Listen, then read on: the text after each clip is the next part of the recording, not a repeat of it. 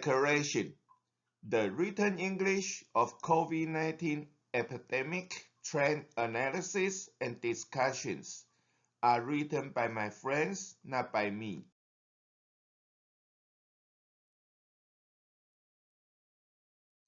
To avoid misunderstanding or misleading information of their true meaning of thoughts and cogitations, with their permissions, I directly use their written English in this video.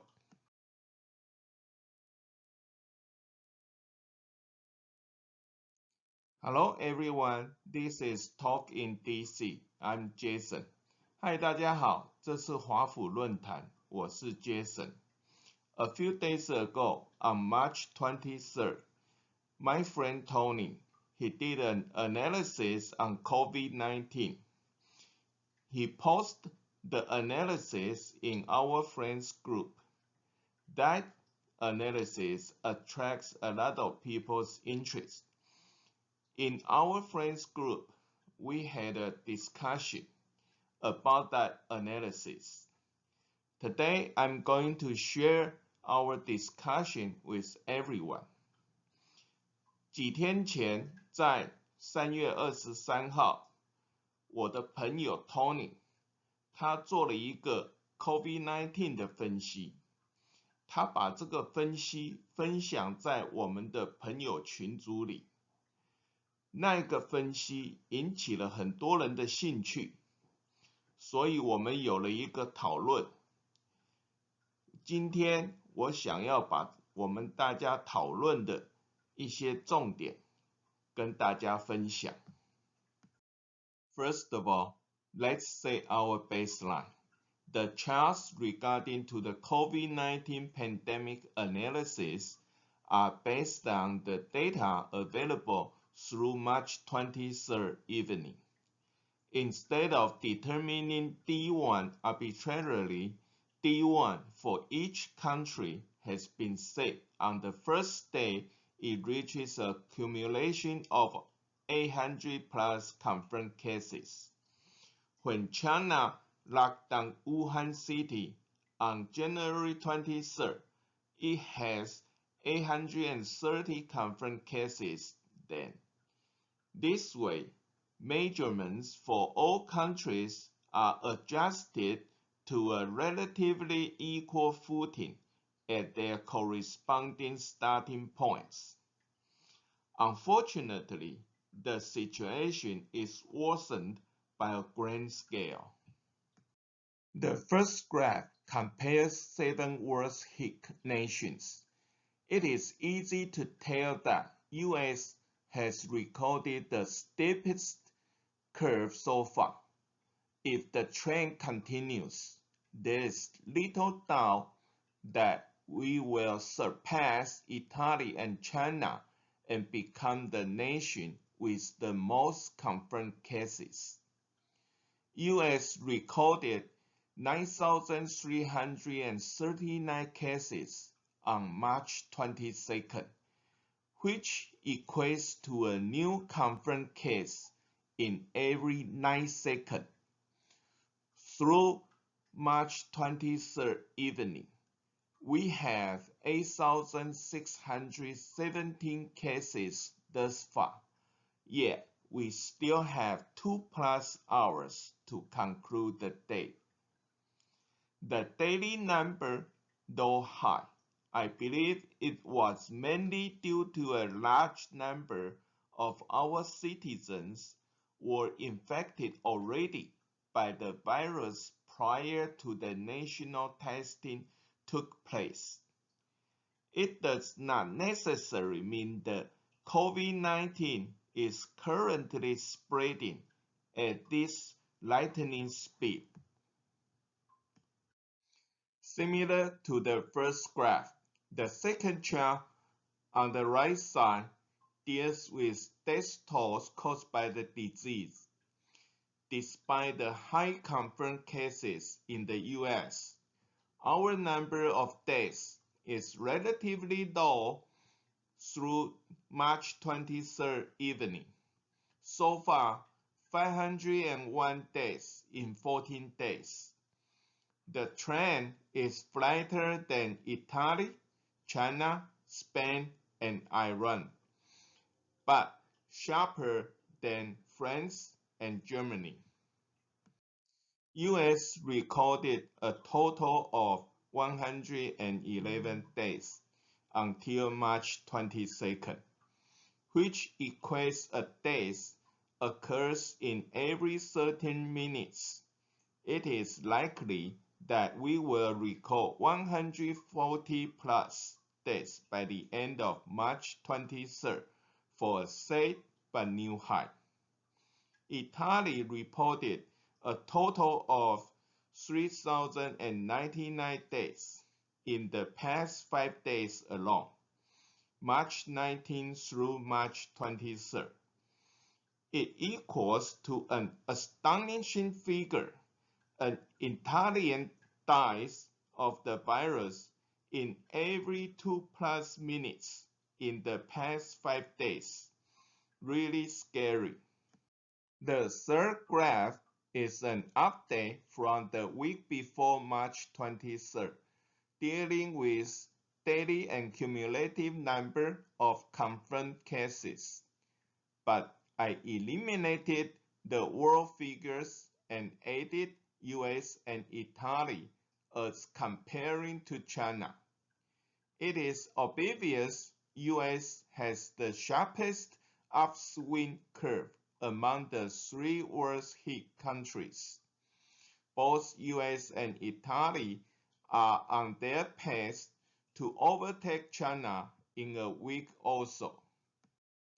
The fourth graph is also an update from the week before March 23rd with regards to daily and cumulative death tolls.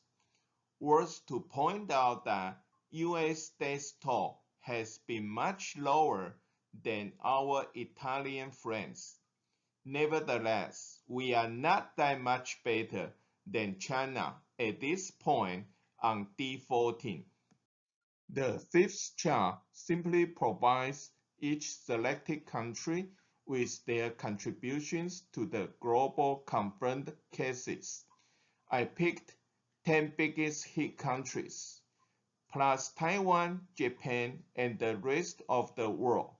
So far, Taiwan has been outstanding on this front. China, Italy, and US accounted for half, 23%, 17%, and 11% respectively, for a total of 51% of the global confirmed cases. The sixth graph is similar to the previous one, but dealing with death toll contribution by the same group of countries selected. From the last graph, the fifth graph, US represented 11% of the global cases, while accounted for only 3% of the global deaths. On the contrary, Italy generated 17% of the global cases, yet represented more than 1/3, 36% of the global deaths. In comparison, China came up with 23% of the global cases and resolved a slightly better death toll share of 20%. Taiwan again is remarkable in this regard.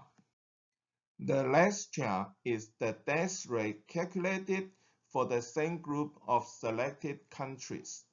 Death rates are simply calculated using the number of deaths divided by the total confirmed cases. This is just a mathematical calculation for reference only, no other factors considered, like active cases or closed-down cases, etc. Italy recorded the highest death rate at this point at 9.57%, while both US and Taiwan posted relatively low death rates at 1.21% and 1.03% respectively. The other friend, Ginny, says US death rate 1.21%, probably not accurate at this point because many affected US people still in the dark side. It may be even lower. We are strong. The other friend, Wendy, says, thanks to your analysis. Those analyses and charts must took lots of your sleeping time. Viewing those charts, we know that peak of COVID-19 is not reached in US yet. The slope of the curve in daily confirmed cases is significantly steeper than other countries worldwide. I agree with your opinion.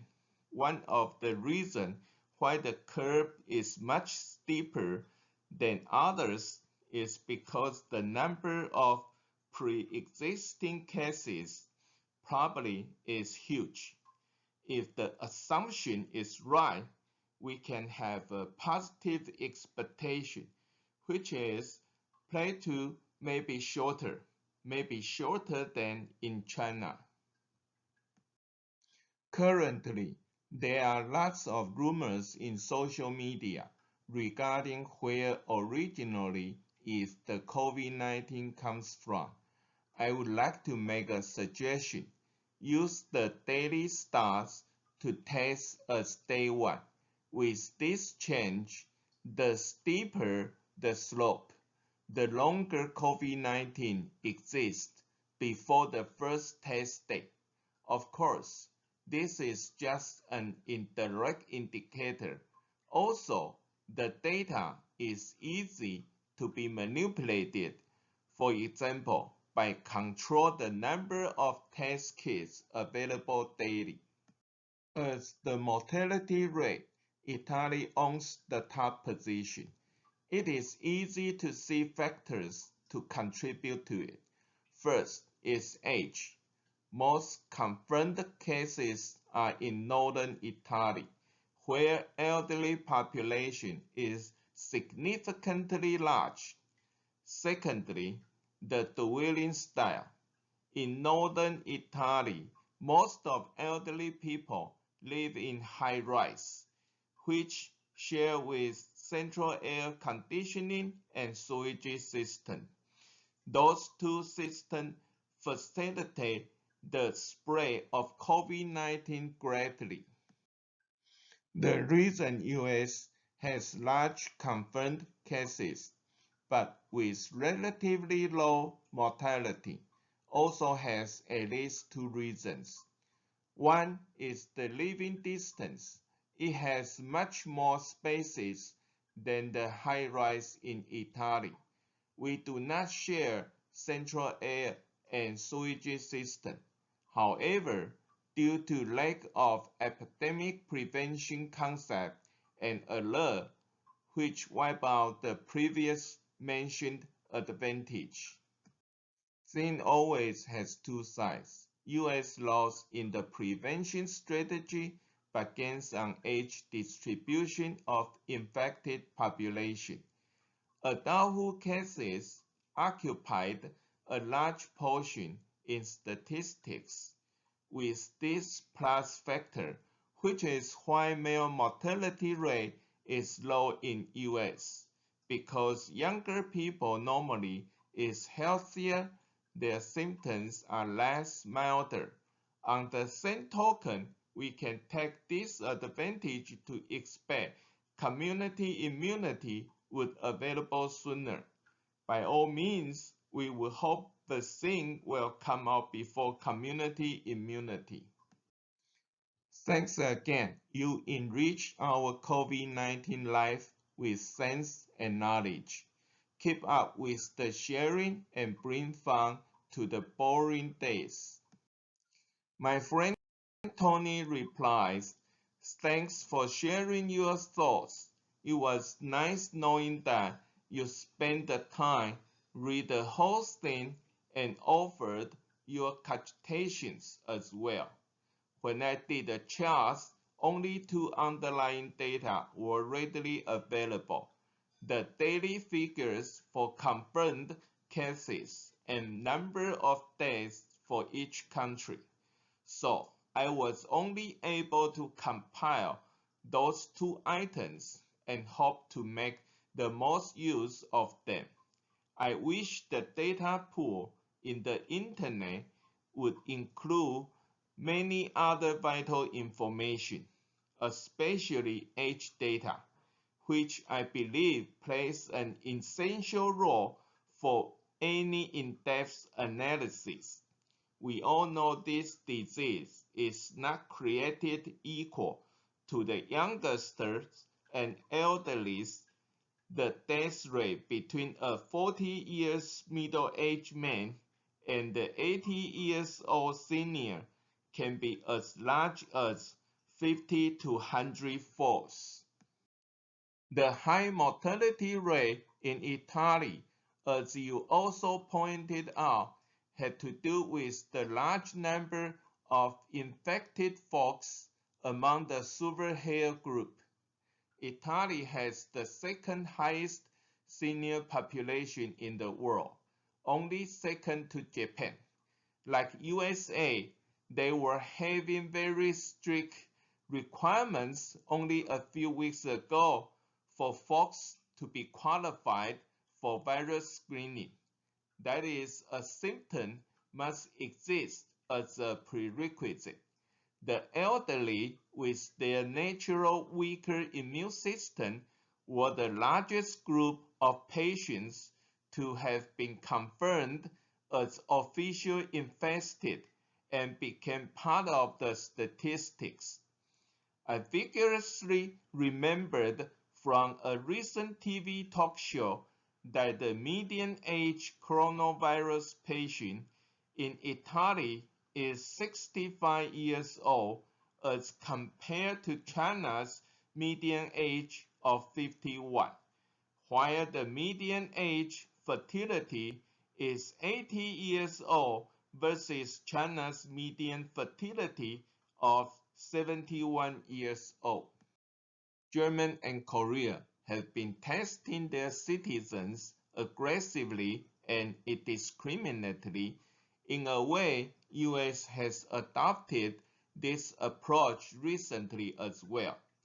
It may also contribute to their remarkable low mortality rate, as many of the youngsters would get the test regardless and would recover automatically because of their stronger resistance to the virus. The recent abandonment by Italian government for their senior to save the youngsters may further deteriorate their surviving rate. I found a very nice website with abundant information. This is its URL. This website is excellent.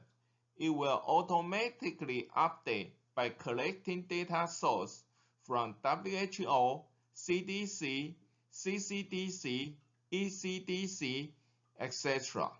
When click on News, you can read the latest news from Newsweek.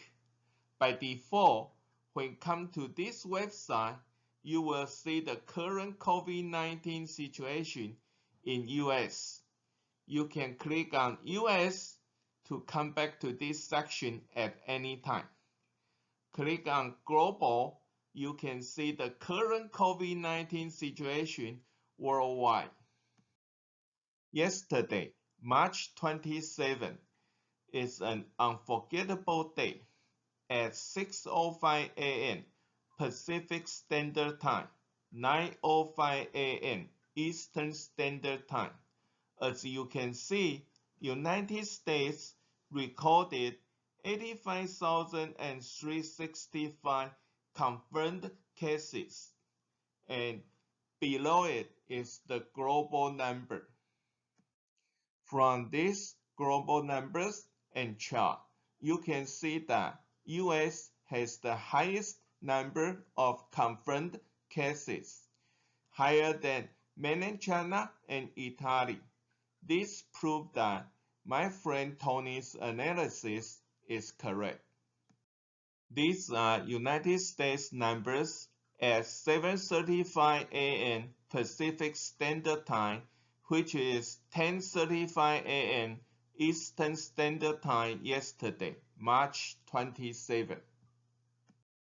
Yesterday, March 27 at 7:35 a.m. Pacific Standard Time, which is 10:35 a.m. Eastern Standard Time, in United States, the highest number of the confirmed cases is in New York, 39,140 cases. Okay, the scary part comes. Yesterday, March 27, in the afternoon at 15:09 p.m. Pacific Standard Time, which is 18:09 p.m. Eastern Standard Time. When I checked the website again, wow, 100,000, more than 100,000. 960 confirmed cases. Jump in one day, more than 100,000 confirmed cases in United States. Jump in one day. Really scary, really scary.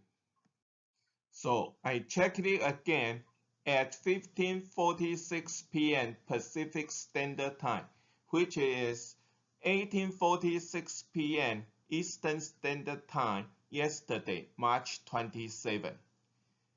101,475 confirmed cases in United States. Scary. Yesterday, March 27, is an unforgettable day.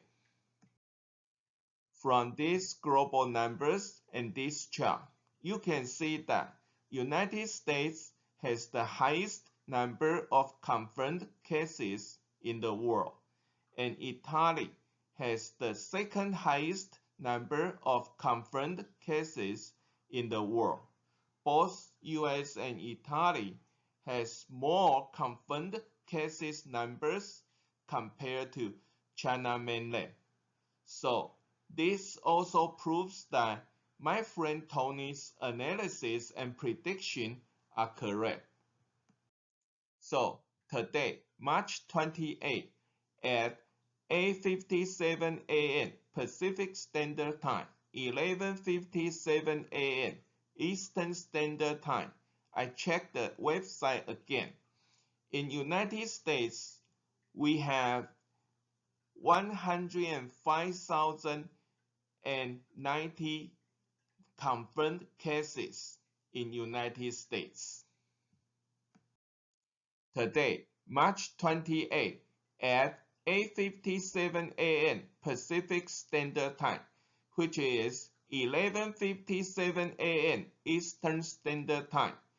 In United States, New York has the highest number of confirmed cases, 46,102 cases. Today, March 28 at 8:57 a.m. Pacific Standard Time, which is 11:57 a.m. Eastern Standard Time. From this chart, we can see that United States has the highest number of confirmed cases in the world, and Italy has the second highest number of confirmed cases in the world. Both US and Italy has more confirmed cases number than China mainland. Okay, enough of scary and frustrated scenes. Let's look at some good news. Thanks to United States Congress to pass the stimulus bill on Wednesday.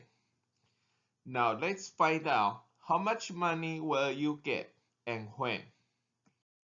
The $2 trillion stimulus bill President Trump signed into law Friday includes help for American families who are hurting financially due to the economic impact of the coronavirus. Most adults will receive $1,200 checks, plus $500 for each of their children. The massive relief package will funnel $290 billion in direct payments to individuals and families. Households are expected to get a check within weeks or months. That could provide a lifeline for the millions of Americans who have already been laid off or seen their income plunge as people hold up to avoid infection. Who will get a $1,200 check? The key factor is your household's annual income, because the package is aimed at helping low and moderate income families. Some wealthier families might not receive a stimulus check. Individual taxpayers will get $1,200 each if their adjusted gross income (AGI) is less than $75,000. Individual taxpayers with AGI above $75,000 will receive smaller checks, with a $5 reduction for every $100 in income above $75,000. In other words, if your AGI is $80,000, your check will be reduced by $250. The total payout would be about $950. To determine how much you will get, you can use this stimulus check calculator by Omni Calculator. Middle-income households that earn between $51,000 to $91,000 will receive an average payment of about $18 and $10, or about 3% of their after-tax income, according to Glickman. What if I'm married or a head of household? Married couples will receive $24,000 if they earn less than $150,000 in adjusted gross income. Head of households will receive $1,200 if they earn less than $112,500 in AGI. Payments will be reduced by $5 for every $100 in income above those AGI limits. How do I find my adjusted gross income? Adjusted gross income reflects how much of your income is taxable after certain deductions, such as your retirement contributions. Here's how to find your AGI. 2018 tax year, line 7 on your Form 1040. 2019 tax year, line AB of your Form 1040. Will children get a $500 check?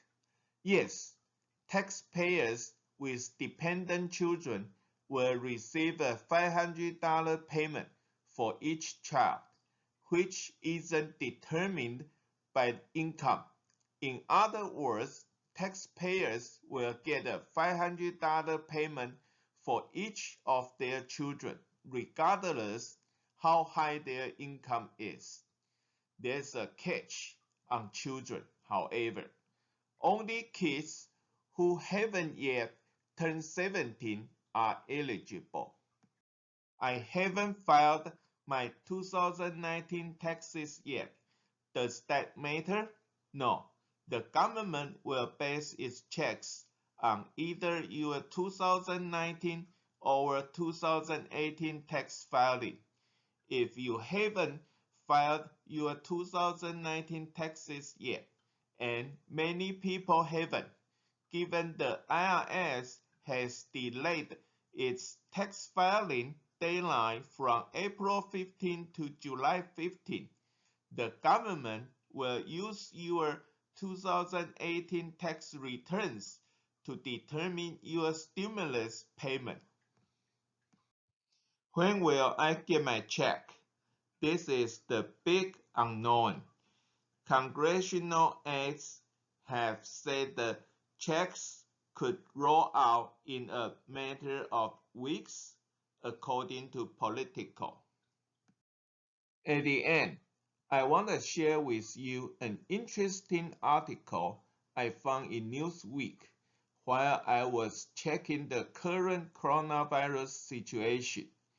This article is talking about 1 year of U.S. nuclear weapons spending would provide 300,000 ICU beds, 35,000 ventilators, and salaries of 75,000 doctors. Okay, that's it for today. Thanks for watching. See you next time. Bye bye. 非常感谢大家的观赏，我们下次再见，谢谢，拜拜。